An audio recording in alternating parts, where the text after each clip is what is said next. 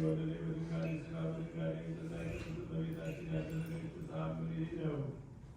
ከዕለታት በአንድ ቀን ጌታችን ኢየሱስ ክርስቶስ እናቱን በእኔ ምክንያት ካገኙት ሐዘኖች ማንኛቸው ሐዘን ይበልጣል አላት። እመቤታችንም ፈጣሪ ጌታዬ ሆይ በእኔ ዘንድ እኒህ አምስቱ ሐዘኖች ይበልጣሉ አለችው።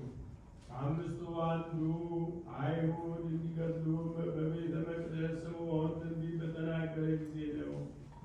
ሁለተኛውም 3 ቀን በቤተ መቅደስ ፈልጌ ባጣሁ ጊዜ ነው። ሦስተኛውም እግርህንና እጅህን አስረው በጲላጦስ አደባባይ የገረፉት ግርፋት ባሰብሁ ጊዜ ነው። አራተኛውም በዕለተ ዓርብ ራቁትህን ቸንክረው በሁለት ወንበዴዎች መካከል እንደሰቀሉ ባሰብሁ ጊዜ ነው አለችው። አምስተኛውም ወደ አዲስ መቃብር ውስጥ እንደወረድ ባሰብሁ ጊዜ ነው።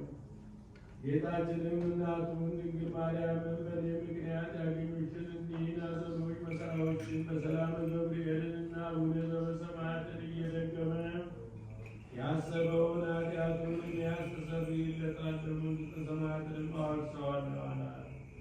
እናቴ ሆይ ከሞቱ አስቀድሞ በሦስተኛው ቀን ከአንቺ ጋር መጥቼ እገለጽለታለሁ። ይህን ሲናገር ክርስቶስ ሰምቶ ምዕመናን ያነቧት ዘንድ በእመቤታችን ተአምር መጽሐፍ ውስጥ ጻፈው። ልመናዋ ክብሯ በእኛ ለዘላለም በእውነት ይደርብን።